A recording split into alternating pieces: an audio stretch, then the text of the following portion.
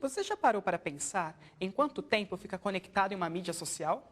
Pois é, a cada dia o uso da ferramenta tem aumentado e os veículos de comunicação também usam desses meios para divulgar seu conteúdo.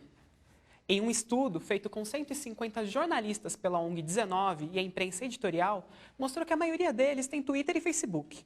Porém, eles ainda estão meio perdidos com relação ao limite do uso pessoal e profissional dos sites de relacionamento. A questão que nos resta levantar é até que ponto esse uso contribui ou não com o jornalismo. E para debater sobre este assunto, vamos conversar com os jornalistas Richard Jacobasco, que faz parte da rede social Pia Birus, e Raquel Magalhães, que é pós-graduando em jornalismo contemporâneo. Vocês estão familiarizados com as redes sociais? Redes sociais em termos de Twitter e Facebook, não. Mas eu tenho um blog, participo de outros blogs e participo de redes sociais, como você citou, a do Pia Birus. Pia, caminho, Birus, conhecimento. Então, caminho do conhecimento. Mas são todos, nesses casos, seja no meu blog ou o Pia Birus, para transmissão do conhecimento e de uma informação em maior profundidade, né? E não de relacionamento ou de comunicação instantânea entre as pessoas. Quer dizer, não é de jornalismo, está muito mais para jornalismo o que eu faço, do que eu participo, do que Twitter ou Facebook, a qual eu não tenho nada contra. Então você não trabalha com não o com Twitter Facebook e Facebook? Twitter não. Só com o blog, Só a com principal blog. mídia, ferramenta social. O lema do momento que eu tenho no blog é debater em profundidade com bom humor. Com bom humor. E você, Raquel? Eu tenho Facebook, tenho Orkut, tenho Twitter, tenho blog. E não tenho mais coisas porque eu não consigo nem administrar esses 4. Mas se eu pudesse, eu experimentaria as outras redes sociais que eu sei que existem. Você trabalha com elas? Não necessariamente, mas eu já me servi delas para poder fechar pauta, para poder entrar em contato com outros jornalistas. E você usa delas para procurar pauta? Acha que é um principal meio? Nesse momento, como eu trabalho em assessoria de imprensa, não. Mas quando eu trabalhava em redação e eu escrevia muito sobre o comportamento, sim. Já utilizei muito essas ferramentas para poder fechar pauta, ir atrás de personagem. E o Richard, a questão do Facebook e o Twitter, algumas empresas jornalísticas utilizam muito delas. Você é a favor disso? Sou, mas elas são utilizadas, no que eu percebo, como uma alavanca, como ferramenta, como instrumento para catapultar a audiência a um programa de televisão, a uma leitura de um jornal ou de uma revista, ou para trazer gente para um portal onde há determinada notícia informada. Quer dizer, a mensagem está no portal, ou no jornal, na revista, né? O Twitter aí é o meio, mas é também a alavanca para você chegar na transmissão do conteúdo. E vocês acham que dá para caminhar juntos, os dois, o jornalismo com essas mídias sociais? No caso, o Facebook e o Twitter? Se souber utilizar, eu acredito que sim. É que nem o exemplo que ele deu. É possível você se utilizar das mídias sociais para fazer exatamente isso que ele acabou de dar como exemplo, né? Você remeter, você tirar as pessoas daquele meio para poder levar para uma outra que elas vão ter um conteúdo melhor, mais elaborado, né? Até porque no Twitter você não consegue passar uma mensagem, né, com muita... 140 caracteres é muito pouco para você conseguir passar uma mensagem completa, né? Você dá e passa o link e a pessoa vai ler a matéria toda. Mas depois. um exemplo recente, o caso do Osama Bin Laden. O Twitter já virou fonte, já é usado como fonte para alguns veículos de comunicação. Eu lembro que quando saiu a questão da morte do Osama, redes sociais, o Twitter foi o primeiro que deu a notícia. A Globo, para poder anunciar no plantão, levou 40 minutos. As redes, o UOL, Terra, demoraram também. Eles só colocaram de texto como se fosse 140 caracteres. Então, como lidar com isso? O Twitter como um furo de notícia. Você caracterizar e confirmar a fonte e o fato, né? O Twitter publica isso e, se for mentira, fica o dito pelo não dito. O jornal tem uma responsabilidade social, a emissora de televisão, a revista, a qual ela não pode fugir. E o jornalista tem por norma, por dogma, confirmar o fato. Mesmo sendo a fonte, independente Mesmo da que a fonte. fonte seja um exatamente. Twitter, porque ela pode ser falsa. Exatamente. É como já aconteceram também alguns exemplos de pessoas que... Eu não vejo o Twitter como meio de comunicação. Comunicação. Não dá para esquecer todos os critérios de notabilidade que a gente estudou e que eles são utilizados na prática. O Twitter você pode, tem que checar a informação depois. Publicou lá não é porque publicou lá que é oficial. Você pode ser que sim, entendeu? Eu vejo Twitter, Facebook, essas redes sociais e tudo que rola, tudo que está sendo comunicado, está sendo publicado ali, como se eu estou passando na rua e eu não fico atenta ao que está acontecendo, ao que está rolando. Então, fico atenta ao que está acontecendo, está rolando na rede social e vou atrás, vou checar. Será que isso é verdade mesmo? Será que o filho da Eliana nasceu de verdade? Igual como foi publicado no Twitter, falaram que o filho da apresentadora nasceu e ele não tinha nascido. Era mentira. Recentemente tem casos de morte, né? Eles anunciam muito a morte do Silvio Santos, a morte de algum cantor famoso, a morte do Roberto Carlos. Mentira, são pegadinhas. Vou checar. E especula tanto que eles acabam indo para o topo dos assuntos mais comentados. E absurdos desses acontecem. E muitos Eu quero apenas jornalistas lembrar, ainda. muitos jornalistas sociais embarcam. Agora, veja, muito antes da existência das redes de comunicação social, há um caso que se tornou famoso no jornalismo, que era o do boi mate, né? Era o Eurípides, que era o editor da revista Veja, hoje é o editor-geral, né? Editor sênior da Veja, era editor de ciências da Veja. E ele pegou um 1º de abril de um jornal inglês que anunciou a mistura do boi com tomate, que nós teríamos um material geneticamente com DNA misturado, né, que facilitaria a nossa alimentação. E saiu na Veja com infográfico, né, e era um 1º de abril. E ficou como uma piada. E a revista Veja publicou, isso foi em 1984.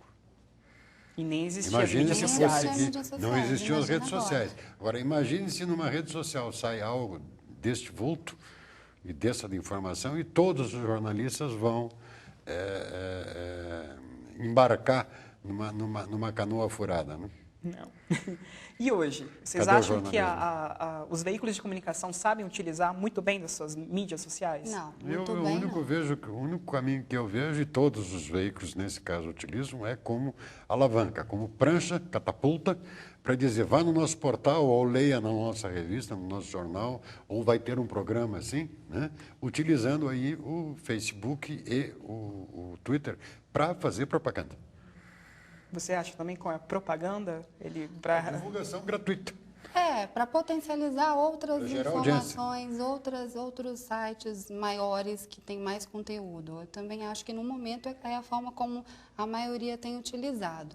Tem jornalistas que utilizam para ir atrás de pauta, para poder entrevistar um outro personagem, mas eu acho que, no geral, a gente ainda está caminhando, ainda está engatinhando, está todo mundo ainda conhecendo o que é pessoal, o que é profissional, isso ainda fica muito misturado.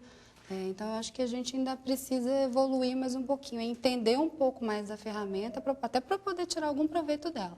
Porque senão vai ficar, né, sem sentido. Fica largado, né? Fica largado e não tem muito sentido. Alguns jornalistas, eles não conseguem lidar muito bem com a ferramenta e publicam coisas da empresa, né? Alguma informação interna ou informação que não era para ser divulgada. Como lidar com isso?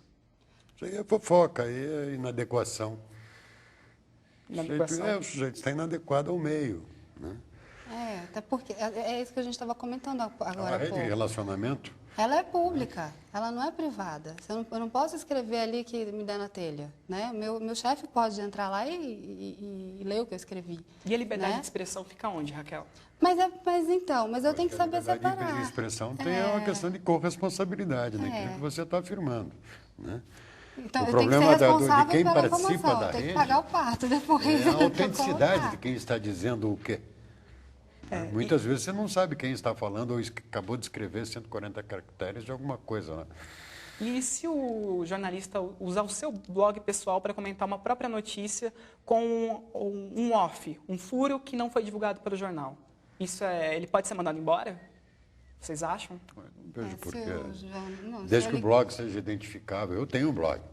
Meu blog anda com 230 mil visitas em 3 anos. Né? 200 mil visitas foram nesses últimos 2 anos, quando o blog realmente alavancou. Mas os textos menores que eu tenho lá é de 2, 3 mil caracteres. Nunca é menos do que isso. Nunca. É daí para Mas mais. se uma fonte me der entrevista e eu tiver prometido off para ela, eu não vou publicar em lugar nenhum, nem na matéria, nem no meu blog. Porque aí eu acho que aí não é ético. Certo. Não publicaria. E- A menos que ela tenha me dado permissão para eu utilizar aquela informação. E as mídias sociais, elas caminham para o fim do jornalismo impresso? Não. Absolutamente. Não tem nada a ver. Nada. Não. Públicos opostos? Não só públicos opostos, mas objetivos diferentes. É como você colocou. As redes sociais são de relacionamento. As mais rápidas, como eu costumo dizer, Twitter, ejaculação precoce. Né?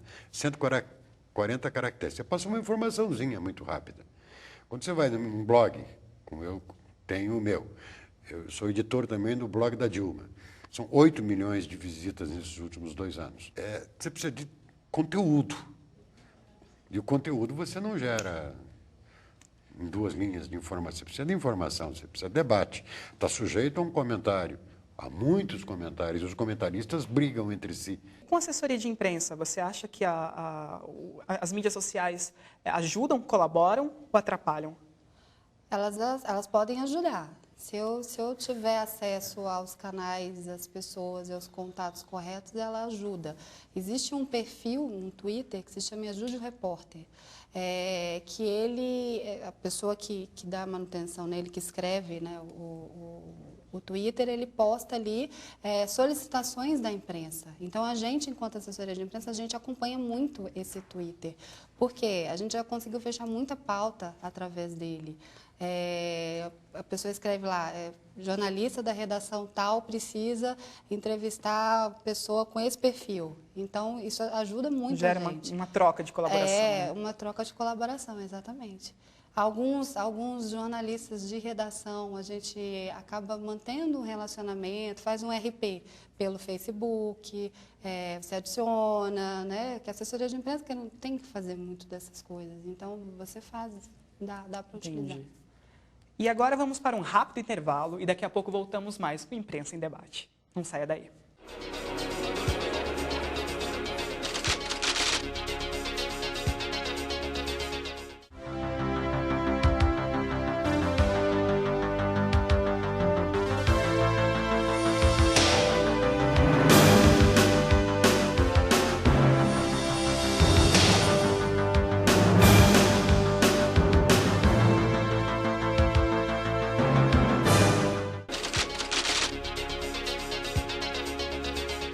Voltamos com o programa Imprensa em Debate, que aborda os pontos positivos e negativos das redes sociais no jornalismo.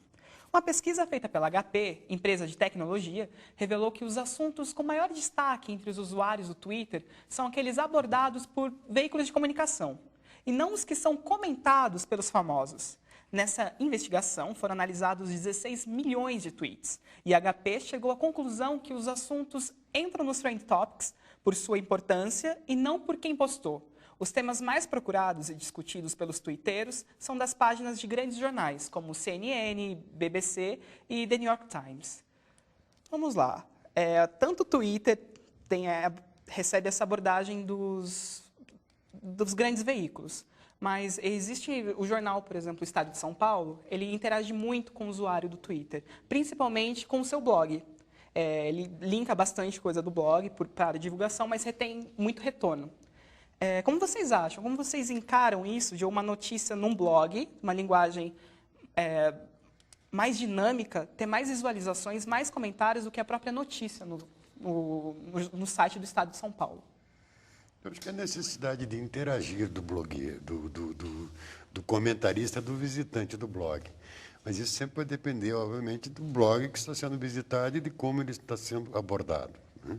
Eu percebo muitas vezes em alguns blogs, não é o meu caso, onde posta-se um comentário de interesse geral, repercutindo algo que saiu ou não no jornal ou na televisão, mas os comentaristas, quando tem muitos casos de comentaristas, chegam a comentar assuntos que não têm nada a ver com o que foi postado em cima, né? Tornando cansativa a leitura dos comentários como um todo. Né? Mas aí vem a inadequação do meio, né? E sempre retorna aquela questão, quem veio primeiro, o ovo, E né? o que é essa Ou a galinha? inadequação do A inadequação é a briga, a não boa conduta social, né? Implantada por alguns comentaristas em relação a um outro que tem um comentário divergente da opinião de quem está comentando também. Então vira 3, 4, 5 comentaristas contra 1, 2, 3, né? E ficam dizendo desaforos, a ponto de ter que haver censura, né? Eu tenho por norma, por exemplo, no meu blog, não publicar comentários anônimos, né? Está ancorado no Blogspot, tem lá como postar como anônimo, mas eu exijo a assinatura no meio da assinatura, né? E muitas vezes eu vou checar se é real, se é verdadeiro ou não. Não publico ofensas pessoais, né? Coisas que a gente vê até no próprio jornal, o Estado de São Paulo, no portal, na Folha de São Paulo, entram lá, gente comenta e faz comentários desairosos, tem homofóbico, tem chama de ladrão, demais. extremamente ofensivo, né? Daí o que é importante, afinal, é o meio ou é a mensagem? É a grande questão, né? E, Raquel, a instantaneidade, os textos curtos, tanto usados no blog ou no espaço de notas que tem no Facebook ou divulgados pelo Twitter, isso facilita ou prejudica os grandes meios jornalísticos? Eu acho que depende do que ele vai postar, né? De que tipo de conteúdo ele vai postar, com quem que ele quer falar. Se eu quero falar com um público que hoje tem menos de 18 anos, é o canal. Eu não consigo falar com esse público hoje se eu não tiver nessas redes sociais. Se eu não me utilizar dessas redes, ainda que seja para poder trazê-los para onde eu quero. Eu preciso me comunicar com eles dessa forma. Preciso estar por ali, saber o que está rolando, falar com eles. Olha, eu tenho um conteúdo bacana para te oferecer. Estou te oferecendo aqui um aperitivo. Você quer continuar lendo a respeito? E remete o cara lá para um espaço que vai ter mais conteúdo e ele vai poder se aprofundar melhor. Com relação a essa questão dos blogs, eu acho que o blog sempre é um espaço que você pode se aprofundar mais. Não tem esse mínimo de caracteres, então é um espaço que você pode falar mais, você pode levar um pouquinho mais de conteúdo se a proposta do seu blog for essa. Se a proposta do blog for levar conteúdo, você tiver levar esses conceitos jornalísticos lá para o blog, você vai ter um espaço bacana para poder falar. Você concorda, Richard? Concordo em parte. Principalmente eu concordo é que no blog você tem recursos que você não tem nas redes sociais, tipo Twitter e Facebook. No meu blog eu posso colocar uma música, um vídeo que está ancorado no YouTube, por exemplo. Eu posso publicar fotografias, várias fotografias, e os comentaristas visitantes do blog complementam isso com comentários, adicionando informações. Outros podem interagir e eu próprio, como blogueiro, posso entrar, comentar e contestar ou não, né? E a linguagem jornalística, vocês acham que está em defasagem por causa das redes sociais? Nenhuma, não, nenhuma. Eu acho que são formas diferentes de você falar. Públicos diferentes. Públicos diferentes, Pode até necessidades ser o de mesmo informação público. diferentes. Eu posso falar com você no jornal, eu posso falar com você no meu blog. E eu não vou usar necessariamente a mesma linguagem. No blog, o blog me permite, eu posso ser eu, né? Eu posso usar uma linguagem mais coloquial. Eu posso falar com você como eu estou conversando aqui. Não preciso ser tão formal, né? Eu acho isso. Concorda? Em parte. Por que em parte? Porque é a questão do que você busca na comunicação. Comunicar-se, quer dizer, você pode sentar numa mesa de bar, ou como nós estamos sentados aqui, conversar, né? Trocar ideias, mas a respeito de quê? Com que profundidade? Com que objetivo? O que você busca em termos de informação? Apenas se comunicar, dizer oi ou fazer uma fofoquinha, quer dizer, isso aí nós vamos aos primórdios da comunicação entre os seres humanos, quando começou a aprender a se comunicar através de palavras. Então é isso que falta Isso houve nos uma veículos evolução. virtuais? Talvez falte amadurecer esses canais de comunicação, esses meios, né, como o Twitter e Facebook. O Facebook já tem mais recursos, fotografia, não sei se o Twitter tem isso. Eu nunca entrei, não tenho vergonha de dizer, eu jamais entrei no Twitter, justamente pelo problema como eu costumo colocar, da ejaculação precoce. Eu não sei me comunicar em 140 caracteres. Fica impossível. É impossível você passar qualquer tipo de informação. Você pode manifestar uma raiva, um desejo, uma intenção, né? Ou dar uma informação assim muito rápida. Vai no meu blog. Aí você dá o endereço do blog, acabou o Prático. espaço. Né? Não sei se prático, então eu não vejo utilidade. Né? Eu não perco, mas eu perderia tempo numa mesa de bar com um amigo, né? Que eu acho um tempo dispendioso, jogado fora, né? Para obter uma informação, né? Indo ao Twitter. E, Raquel, você fez uma tese, né, sobre a repercussão no Twitter da morte do Osama Bin Laden. Na verdade, é o que eu vou fazer, né? É meu objeto de pesquisa para a conclusão dessa especialização que eu estou fazendo.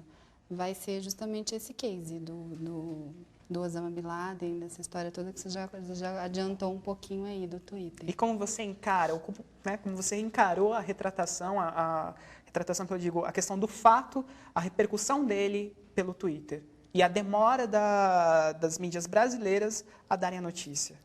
Eu ainda não me aprofundei na pesquisa, mas eu quero crer que eles demoraram porque foram checar, foram conferir se aquela informação estava correta. É isso que eu vou atrás, para poder saber se realmente essa demora aqui no Brasil foi porque foram checar se essa informação estava correta, se dava para publicar e etc.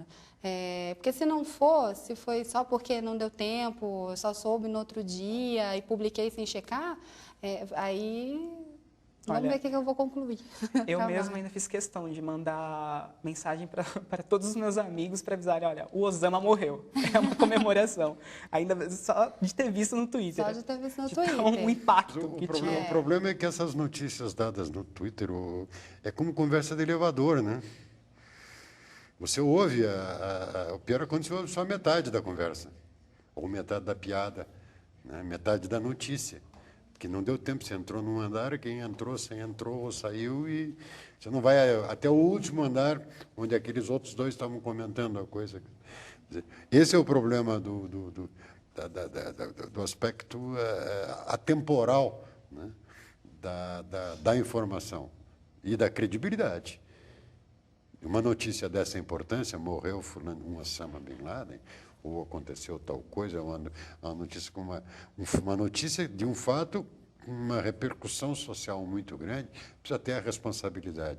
E, nesse aspecto, a internet, seja através de e-mail, seja através do Twitter, do Facebook, ela é absolutamente irresponsável. Quem acreditar numa notícia para tomar uma decisão na vida, né? Se vai viajar, se não vai viajar, por questão de tempo, se vai se dedicar a fazer tal coisa, vai abandonar um estudo, enfim, tomar a decisão que tiver que tomar na vida em função de uma informaçãozinha que ouviu no elevador ou que leu no Twitter, a pessoa está tomando um passo errado na vida. Aí, completamente. Não tem nem o que discutir. Não tem credibilidade. Vocês gostariam de fazer alguma consideração antes de encerrarmos? Não, acho que eu acredito que é possível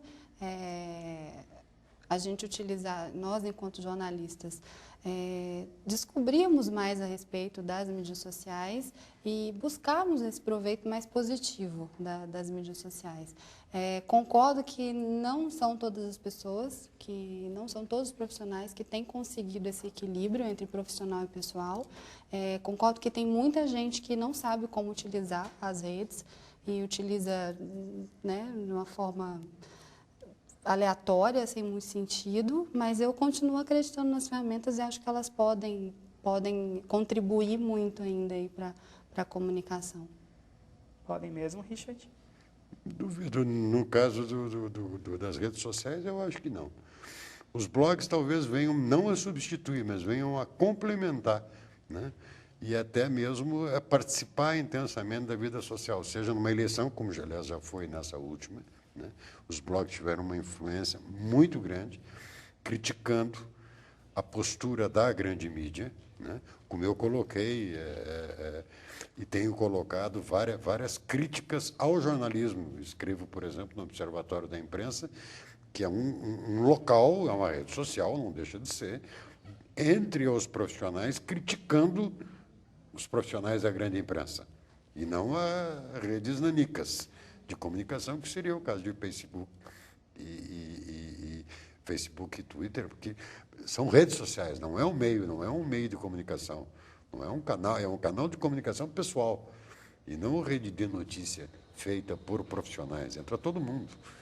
Eu acabei de conversar com os jornalistas Richard Jacobasco e Raquel Magalhães, pós-graduando em jornalismo contemporâneo. Até o próximo programa.